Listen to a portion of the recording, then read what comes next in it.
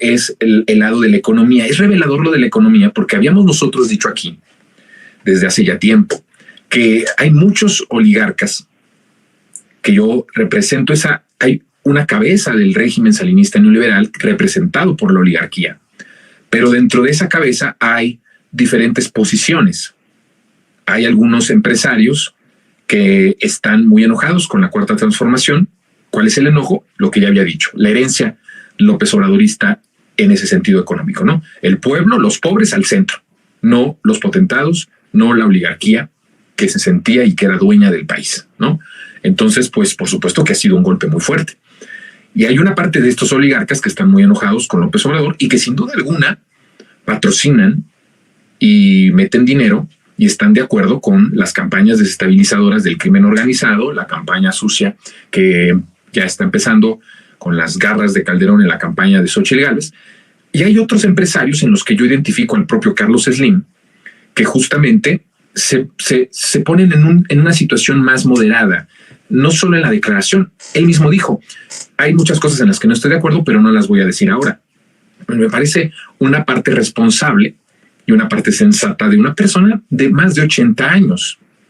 O sea, los tiempos de la más grande voracidad de Carlos Slim ya pasaron. Ya se devoró lo que se tenía que devorar del país. Entonces, le va muy bien que en los últimos años de su vida, en el último trayecto de su vida, sea al menos moderado en el momento de decir, no voy en momentos electorales, ¿sí?, a prestarme a un juego para golpetear al proyecto del presidente López Obrador. Eso no es que proteja o que defienda a López Obrador, no, es la sensatez de un hombre que está en su último trayecto de vida, que ya se devoró al país en sus mejores tiempos. ¿Y acaso hasta es ofensivo decir que es moderado y que es sensato cuando ya se devoró al país, ¿no? Y cuando ya tuvo la oportunidad por todos estos privilegios y la repartición de la patria en el pasado? Pero al menos se mantiene, ¿no?, en este equilibrio de decir, no voy a decir, porque ustedes se imaginan, bueno, si lo que dijo Carlos Slim para bien y para mal se ocupa políticamente, pues si se va en contra a la yugular solo de lo único de lo malo, de lo que él ve malo, porque obviamente, a ver, lo que Carlos Slim ve malo del país, hay que entenderlo, y le agregaría lo que los empresarios, la oligarquía creada desde el salinato, ¿no?, desde Carlos Salinas de Gortari, y que crecieron de manera asquerosa su patrimonio y su dinero durante todos esos años de salinismo neoliberal. Lo que para ellos está bien, para el pueblo no está bien. Y para lo que ellos está mal, para el pueblo no está mal. Por eso es que hay que hacer la diferencia y hay que ser muy conscientes de esto. Pero incluso en aquellas cosas que Slim dice no estar de acuerdo, que él ve mal del proyecto, dijo, no voy a hablar de eso. Lo diré después de que termine el sexenio. ¿Por qué después? Porque ya no sería ocupado para electoralmente y mediáticamente golpear al presidente de la República, y en algún modo de esa manera marca muy bien la línea. No me voy a meter en la campaña electoral. O sea, lo que yo les había dicho, fíjense que es algo muy importante. Esto ya yo se los había dicho desde hace bastantes monólogos. Acuérdense que yo les dije, hay empresarios que se están subiendo al tren. De hecho, así se llama el programa. Empresarios se suben al tren de la 4T, no porque militen en la Cuarta Transformación, sino porque el tren tiene muy buen rumbo. Tiene un rumbo muy, muy estable para ellos. Y entonces se han subido. Bueno, Slim ahora ya no es algo que yo esté pensando o una hipótesis que yo creo. Bueno, ya lo dijo el ingeniero. En la cuestión económica vamos muy bien.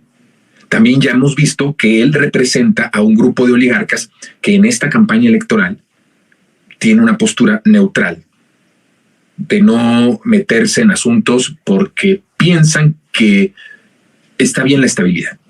De hecho, hay muchos empresarios que hoy piensan, no hablo de magnates, ahora sí estoy hablando de empresarios, de grandes empresarios, porque el presidente dice muy bien que no todo el que tiene es malvado, y lo dice muy bien. Hay empresarios, y yo conozco a muchos que tienen mucho dinero, no los miles de millones de dólares de Carlos Slim, ¿no?, pero que tiene mucho dinero, que crea mucha fuente de ingresos, que en el pasado pagó para que se creyera el país de que Andrés Manuel era un peligro para México, Él tampoco lo creía, pero pagó para que la gente lo creyera. Y ahora verdaderamente está convencido de que no solo no era un peligro para México, sino que es mucho más transitable su riqueza y mucho más transitable su poderío económico en un proyecto como el que se está instaurando o el que se instauró a partir del 2018. Entonces, hay muchos empresarios que se mantienen al margen de eso. Pero también dejó ver algunas cosas, Carlos Slim, que me parece que son importantes, como la parte del ejército. De nuevo, hemos hablado aquí de cómo las Fuerzas Armadas han sido fundamentales. Yo ya les he explicado, y lo digo rapidísimo, que las Fuerzas Armadas fueron la única institución en la que el observador podía confiar para llevar a cabo la transformación. El peso de la transformación, recapitulo un poco lo que había dicho yo en los monólogos anteriores. La transformación era tan pesada, es algo muy fuerte, ¿no? Imagínense ustedes, si pudiéramos imaginarnos qué es la transformación, si pudiéramos ponerlo como en una masa, una masa sustancial que tiene un peso, si lo pudiéramos de alguna forma pesar, pues es una cosa impresionante, porque no solamente van cosas materiales, sino van cosas espirituales. Es una masa entre física y entre espiritual, la transformación, el peso de la transformación. Escucha lo que estoy diciendo. Se enojan mucho los ultras de izquierda porque yo les digo esto. Me ven hasta con desprecio los canijos. No importa, porque siempre hemos estado a contracorriente. Nunca hemos sido de los que coinciden con la comentocracia, ni con la comentocracia de izquierda, ni con los ultras. Y eso es mucho orgullo para mí, el no coincidir con la mayoría de ellos.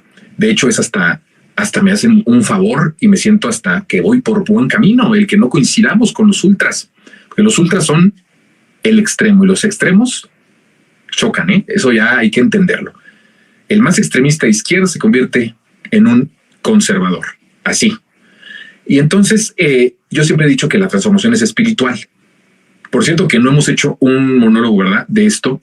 No sé si estemos preparados todavía para hacer el monólogo. Yo creo que llegado el momento, casi al final del sexenio, vamos a poder hablar todo un monólogo de un lunes completo de por qué creo que esta transformación ante todo es espiritual. Pero volviendo a la masa que tiene una combinación entre elementos físicos palpables y elementos espirituales, el peso era muy fuerte. No lo podía sostener las estructuras del Estado, no podía sostener algo tan hermoso y tan maravilloso, las instituciones que estaban tomadas por el diablo, ¿no? Para aludir cuando el presidente dijo al diablo con sus instituciones. La institución más importante de la historia de nuestro país ha sido la familia, las familias, ha sido el pueblo. Por eso Andrés Manuel decía al diablo con sus instituciones, porque todas las instituciones que ellos crearon las pervirtieron para el saqueo, para el privilegio, para el empobrecimiento, para jodernos. Por eso, cuando el presidente, en ese momento candidato, decía al diablo con sus instituciones, estaba hablando justamente de todo el aparato burocrático institucional que crearon para corromper y beneficiarse de la corrupción y para saquear al país. Y cuando llega a la presidencia, por supuesto, si había enviado, ya los había mandado al diablo muchos años atrás, cuando llega a la presidencia se veía que esas instituciones estaban tomadas por el diablo. Estaban totalmente jodidas, tomadas por los potentados, por el crimen organizado. Bueno, las de seguridad por el crimen organizado. Todo lo que tiene que ver con economía, totalmente, bueno, por el crimen organizado, las de seguridad por la DEA y por Estados Unidos, ¿no? Las instituciones de seguridad social y de economía, bueno, Rosario Robles. Así, nada más, es asqueroso. Asqueroso, solo el hecho de imaginar que en una secretaría como la SEDATU, que es una secretaría de desarrollo, haya estado una mujer como esta señora. Es vomitivo. Entonces, eso solo era el timbre, era la fachada de algo que por dentro estaba podrido y jodido. Eran huesos de muertos. Esas eran sus instituciones. Cuando llega el presidente, sabe que esto es así, pero cuando se da cuenta con los informes que le dan, el Peña Nieto le da información importante a Andrés Manuel. Ese respeto de Andrés con Peña Nieto es digno de un análisis forense, ¿saben? Ya les he dado yo algunas pistas de esto. Vamos a tratar, hay muchos temas pendientes, pero hay mucho tiempo, afortunadamente, ¿no? Dicen que hay más tiempo que vida, ¿sí está bien dicho eso? ¿O es al revés, más vida que tiempo? Bueno, pero hay tiempo, pues. Lo vamos a ir diciendo, lo vamos a ir analizando. Pero cuando llega y Peña Nieto le da la información al presidente electo, López Obrador, le da información, pues prácticamente estaba ahí entregándose Peña Nieto, le estaba diciendo, aquí están los informes de todo lo que corrompimos, de todo lo que jodimos, de todo lo que devoramos. Era una información, Andrés tuvo la información no solamente de los datos institucionales, en todos los sentidos, en la parte de seguridad, en la parte social, en la parte de salud, en la parte de educación, en todo. No tuvo solamente los datos inmediatos del sexenio de Peña Nieto, no. Cuando Andrés, esto es algo maravilloso, cuando Andrés recibe la información que Peña Nieto le dio en la transición, prácticamente le da los archivos de todo el salinismo. No solamente era el desastre del país que ya habían desgraciado por completo, un sexenio más y se acaba el país. Mi presidente, para estas fechas, mi presidente, terminando el sexenio de Mido de Anaya, México ya no, olvídese, seríamos un satélite de las potencias extranjeras. Así, un sexenio más. Yo he querido que eso lo discutamos sería interesante discutirlo con politólogos, discutirlo con analistas, con otros colegas libres, a ver si coinciden.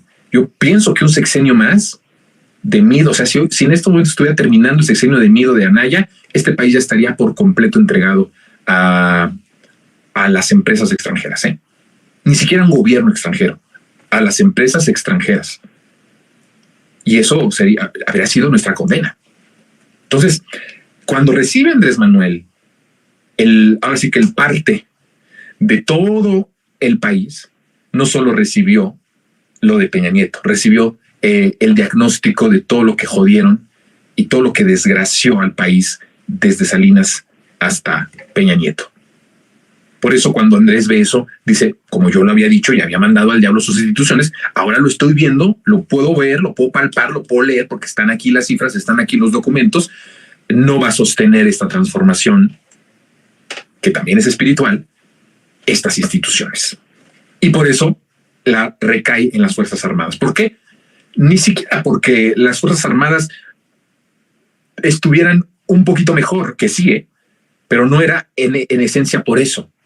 Sí eran de todas las que más se libraban. Imagínense, de todas las instituciones, la Sedena y las Fuerzas Armadas, con todo lo que hicieron y las masacres que hicieron a lo largo de la historia por órdenes de civiles, ni siquiera es que esto significaba incluso que estaban mucho mejor que las instituciones civiles. O sea, era de lo peor lo mejor.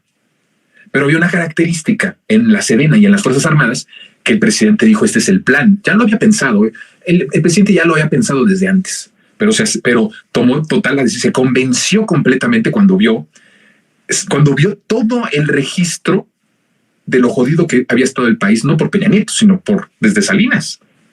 Y entonces se dio cuenta que las Fuerzas Armadas, ¿por qué? Porque las Fuerzas Armadas son leales y porque obedecen al comandante supremo. Y el comandante supremo, a partir del 1 de diciembre de 2018, fue Andrés Manuel López Obrador. Desde el primer minuto del 1 de diciembre de 2018, Andrés Manuel se convertía constitucionalmente no solo en el presidente constitucional, sino en el comandante supremo de las Fuerzas Armadas. Y en ese sentido, no hay nada que esté por encima de López Obrador, en el sentido de las Fuerzas Armadas.